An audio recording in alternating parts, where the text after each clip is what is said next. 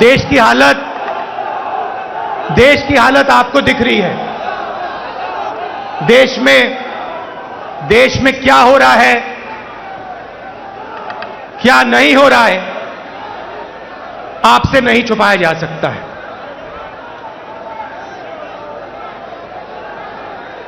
और जब से बीजेपी की सरकार आई है, तब से देश में नफरत और क्रोध बढ़ता जा रहा है। सही है? आपको लग रहा है कि नफरत और क्रोध देश में बढ़ता ही जा रहा है। सही है ना?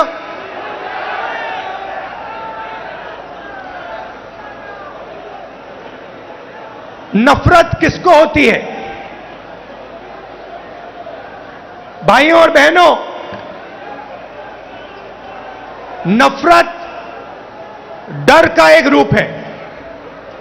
जिसको डर होता है, उसी के दिल में नफरत पैदा होती है। जो डरता नहीं है, जिसको डर नहीं होता है, उसके दिल में नफरत पैदा नहीं होती है। तो भाइयों और बहनों, जब हम कहते हैं हिंदुस्तान में नफरत बढ़ रही है, उसी बात को दूसरे तरीके से कहना कि हिंदुस्तान में डर बढ़ता जा रहा है। किस चीज का डर? भविष्य का डर, महंगाई का डर, बेरोजगारी का डर, यह बढ़ता जा रहा है। और इसके कारण हिंदुस्तान में नफरत बढ़ती जा रही है। और नफरत से क्या होता है? नफरत से लोग बढ़ते हैं, देश बढ़ता है और देश कमजोर होता है। बीजेपी और आरएसएस के नेता देश को बांटते हैं और जानबूझकर देश में भय पैदा करते हैं, लोगों को डराते हैं और नफरत पैदा करते हैं। अब सवाल उठता है, ये किसके लिए करते हैं और क्यों करते हैं? फायदा इस डर का, इस नफरत का फायदा किसको मिल रहा है? भाइयों और बहनों, क्या इस डर का फायदा, नफरत का फायदा हिंदुस्तान के गरीब आदमी को मिल रहा है? पिछले 8 सालों में आप मुझे बता दीजिए, हिंदुस्तान के गरीब आदमी को, किसान को, मजदूर को, छोटे दुकानदार को नरेंद्र मोदी जी की सरकार ने क्या फायदा दिया?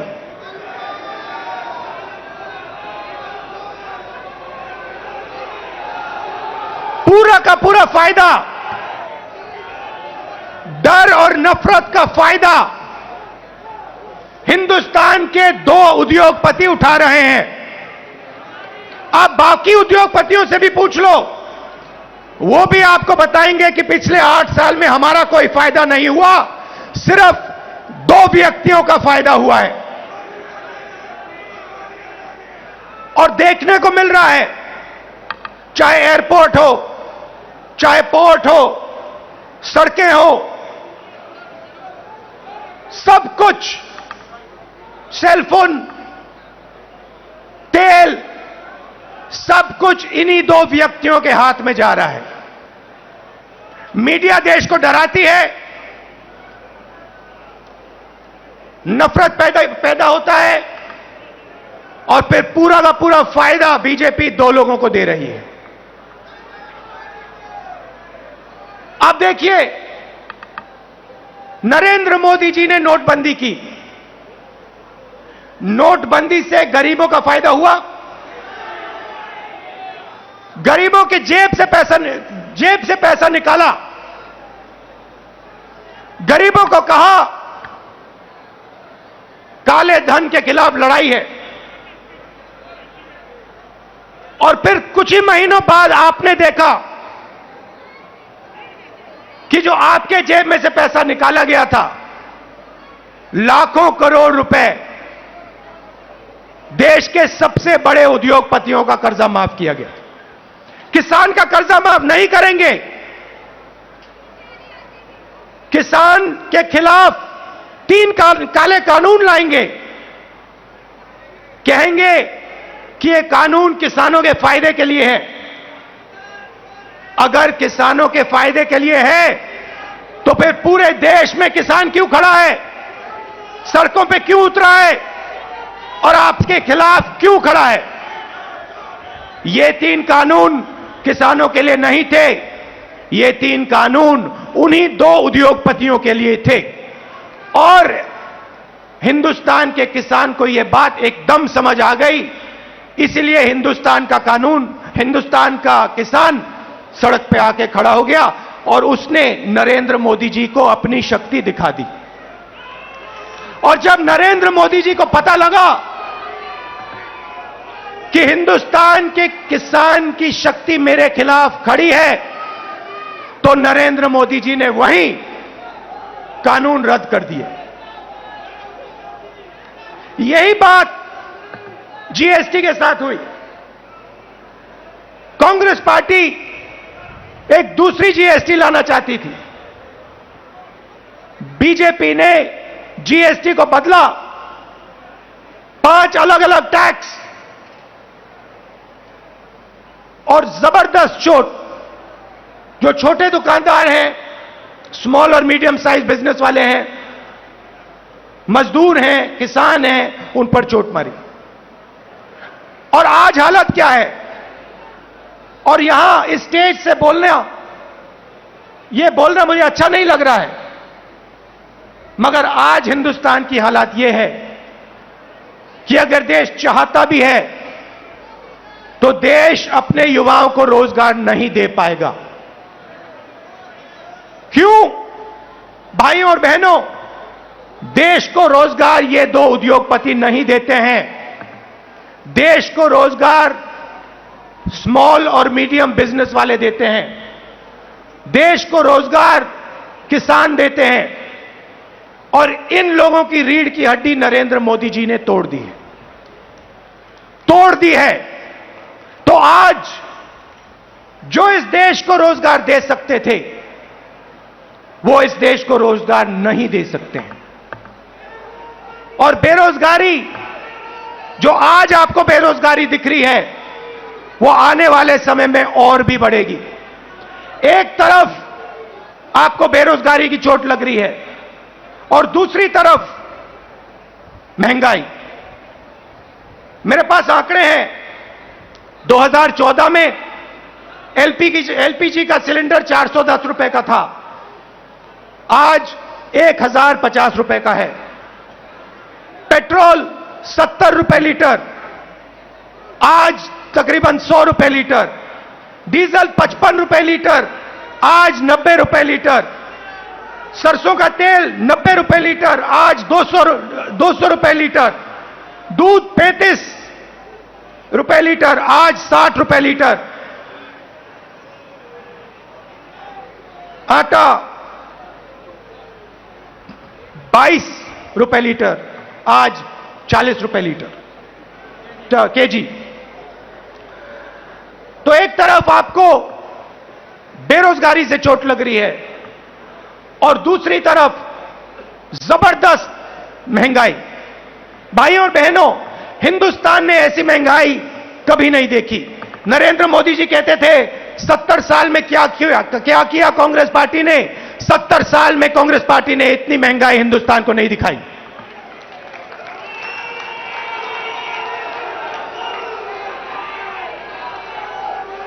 तो हिंदुस्तान का आम नागरिक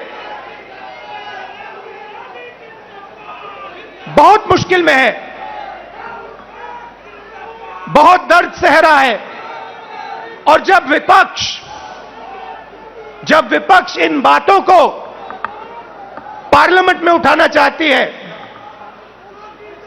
तो नरेंद्र मोदी जी और उनकी सरकार विपक्ष को पार्लियामेंट में बोलने नहीं देती। चाहे किसानों का मुद्दा हो, चाहे चाइना का आक्रमण जो हुआ उसकी बात करना चाहे, बेरोजगारी की बात करना चाहे, महंगाई की बात करना चाहे, हम नहीं कर सकते, पार्लियामेंट में नहीं कर सकते। और आप देखिए, यहां हमारे मीडिया के मित्र हैं, इनका काम जो जनता के मुद्दे हैं उनको उठाने का होता है, मगर ये भी अपना काम नहीं करते हैं। 24 घंटा ये कैसे करेंगे? ये मीडिया उन्हीं दो उद्योगपतियों का मीडिया है, पूरा का पूरा मीडिया उन्हीं दो उद्योगपतियों के हाथ में है। तो सच्चाई कैसे दिखेगी, सच्चाई कैसे सुनाई देगी? और जनता को सब मालूम है। जनता घर में टीवी ऑन करती है और जनता जानती है कि टीवी किसका है और टीवी किसके लिए काम कर रहा है। टीवी दो उद्योगपतियों का है, अखबार दो उद्योगपतियों के हैं, और ये दो उद्योगपति नरेंद्र मोदी जी के लिए 24 घंटा काम करते हैं और नरेंद्र मोदी जी इनके लिए 24 घंटा काम करते हैं।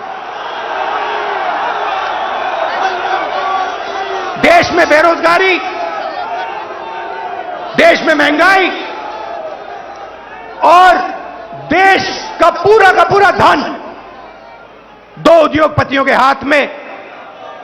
एक तरफ मीडिया का कंट्रोल, दूसरे तरफ प्रधानमंत्री पे कंट्रोल।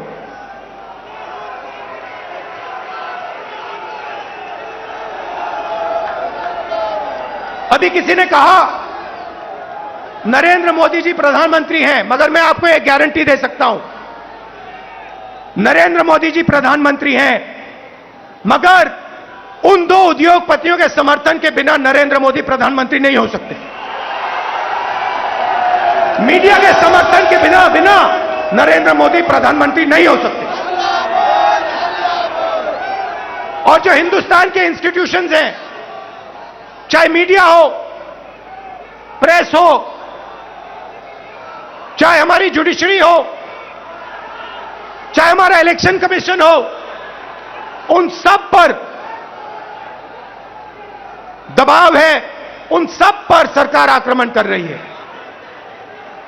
तो यात्रा की क्या जरूरत है? यात्रा की यह जरूरत है कि विपक्ष के सामने और कोई रास्ता ही नहीं है, हमें सीधा जनता के बीच में जाना पड़ेगा। मीडिया हमारा नहीं, सांसद में हम बोल नहीं सकते, तो अब कांग्रेस पार्टी और बाकी विपक्ष के पास सिर्फ एक रास्ता है, जनता के बीच में जाकर उनको देश की सच्चाई बताना।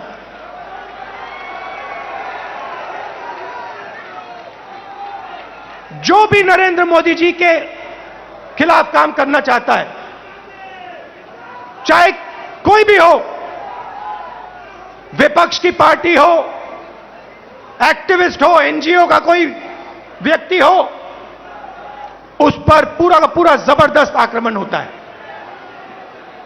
ईडी, सीबीआई, इनकम टैक्स, ये सब के सब लगा दिए जाते हैं। 55 घंटे मुझे ईडी में वहां पे बैठाया।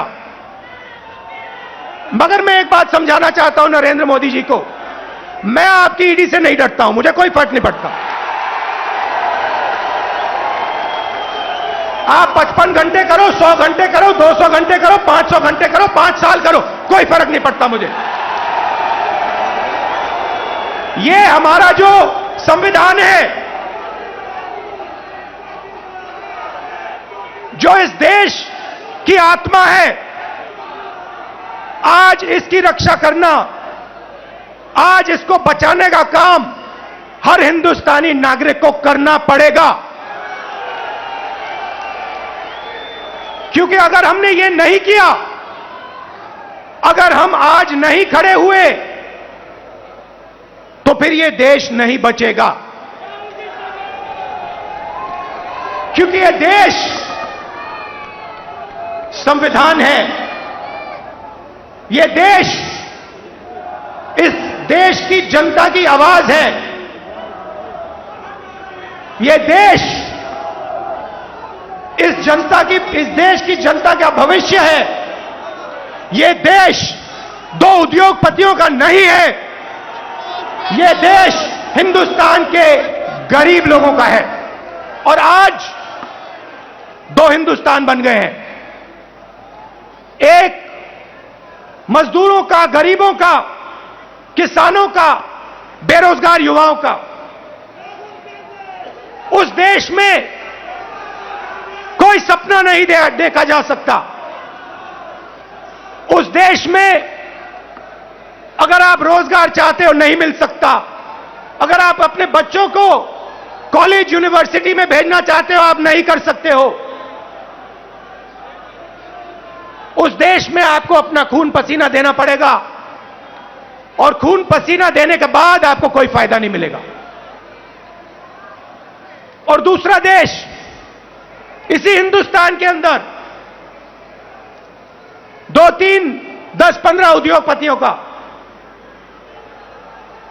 अरबपतियों का, उसमें आप जो भी सपना देखना चाहते हो देख सकते हो। जो भी आप चाहते हो आपको हिंदुस्तान में मिल जाएगा।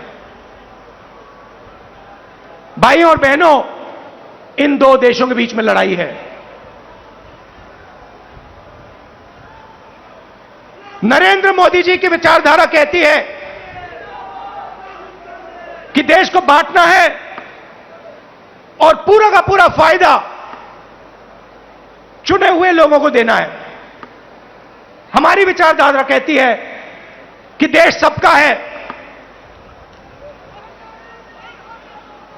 और देश की जनता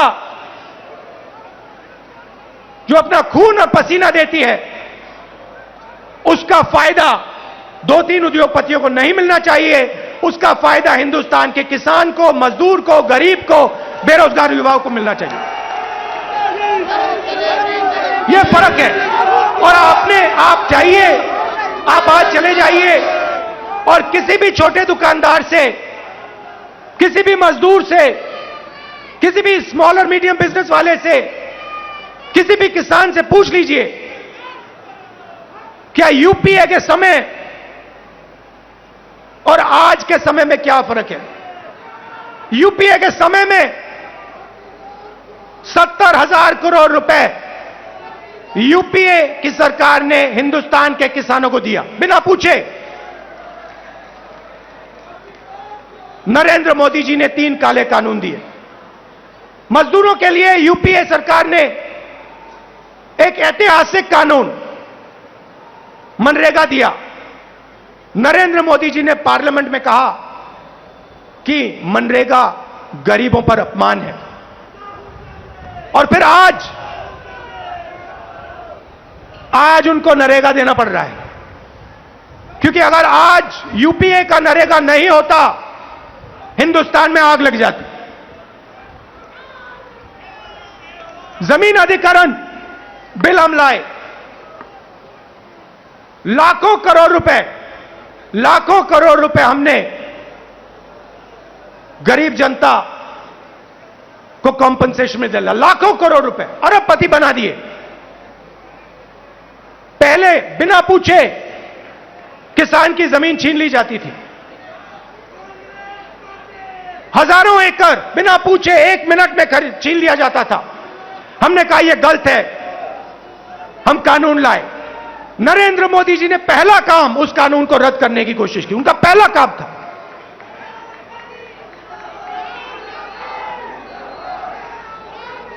यूपीए के समय आर्थिक प्रगति थी। हम करोड़ों लोगों को हमने गरीबी से निकाला। जितने लोगों को हमने 27 करोड़ लोगों को गरीबी से निकाला 10 साल में। 27 करोड़ लोग।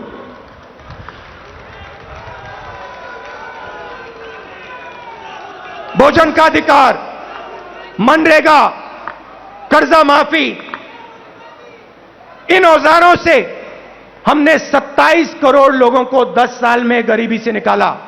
भाइयों और बहनों, पिछले 8 साल में नरेंद्र मोदी ने 23 करोड़ लोगों को वापस गरीबी में डाल दिया है। तो जो हमने काम किया 10 साल में, उन्होंने 8 साल में खत्म कर दिया। और फिर जाके भाषण देते हैं, प्रगति की बात करते हैं, न्यू इंडिया की बात करते हैं, मेक इन इंडिया की बात करते हैं, कहते हैं कि हिंदुस्तान बदल गया। हिंदुस्तान को नरेंद्र मोदी जी पीछे ले जा रहे हैं। हिंदुस्तान में नरेंद्र मोदी जी नफरत फैला रहे हैं, डर फैला रहे हैं, और इससे देश का नुकसान होगा। देश का फायदा हो ही नहीं सकता। फायदा देश के दुश्मनों को होगा, फायदा चाइना को होगा, फायदा पाकिस्तान को होगा, मगर हिंदुस्तान को नहीं होगा। हिंदुस्तान में जितनी भी नफरत फैलेगी, जितना क्रोध फैलेगा, जितना डर फैलेगा, उतना हिंदुस्तान कमजोर होगा। और पिछले 8 सालों में नरेंद्र मोदी जी ने हिंदुस्तान को कमजोर करने का काम किया है। जो हमारी आर्थिक शक्ति थी उसको खत्म किया। बेरोजगारी, 40 साल से सबसे ज्यादा बेरोजगारी आज हिंदुस्तान में, वो नरेंद्र मोदी जी की देन है। मैं आपसे पूछना चाहता हूं, क्या महंगाई से, बेरोजगारी से, नफरत से देश मजबूत होता है क्या? कौन सी दुनिया में नफरत, बेरोजगारी, महंगाई से देश मजबूत होता है? देश कमजोर होता है। और नरेंद्र मोदी जी और बीजेपी देश को कमजोर करने का काम कर रहे हैं। कांग्रेस पार्टी देश को जोड़ती है, हम नफरत मिटाते हैं, हटाते हैं। और जब नफरत मिटती है, खत्म होती है, जब डर कम होता है, तब हिंदुस्तान तेजी से आगे बढ़ता है। हमने ये करके दिखाया है, सालों करके दिखाया है। तो ये मैं आपको कहना चाहता था। कांग्रेस कार्यकर्ताओं को मैं धन्यवाद करना चाहता हूं। आप हमारी विचारधारा के लिए लड़ते हो, आप हिंदुस्तान के लिए लड़ते हो, आप संविधान के लिए लड़ते हो, आप अपना खून, अपना पसीना इस देश को देते हो। मैं आपको दिल से धन्यवाद करना चाहता हूं। और आपको कहना चाहता हूं कि कांग्रेस पार्टी का कार्यकर्ता ही देश को बचा सकता है। कांग्रेस पार्टी की विचारधारा देश को प्रगति के पथ पे ला सकती है। हमारे लिए सरकार ने, जैसे मैंने कहा, रास्ते बंद कर दिए हैं। पार्लियामेंट का रास्ता बंद कर दिया। संसद में कांग्रेस पार्टी या विपक्ष के लोग भाषण कर ही नहीं सकते, हमारा माइक ऑफ हो जाता है। और किसी भी मुद्दे पे हम चाइना के आक्रमण पे बात करना चाहते हैं, नहीं कर सकते। बेरोजगारी के बात पे बात करना चाहते हैं, नहीं कर सकते। महंगाई पे बात करना चाहते हैं, नहीं कर सकते। वो रास्ता बंद है। जो हमारे इंस्टीट्यूशंस हैं, चाहे वो मीडिया हो, चाहे वो इलेक्शन कमीशन हो, जुडिशरी हो, मैंने कहा उन पर आक्रमण है, उन पर दबाव है। तो हमारे लिए सबके सब रास्ते बंद हैं, एक ही रास्ता बचा है। और वो रास्ता हमें सबसे अच्छा लगता है। जनता के बीच में जाकर, सीधा जनता के बीच में जाकर, जनता को जो देश की सच्चाई है वो बताना, और जो जनता के दिल में है उसको गहराई से सुनना और समझना। इसीलिए कांग्रेस पार्टी भारत जोड़ो यात्रा शुरू कर रही है।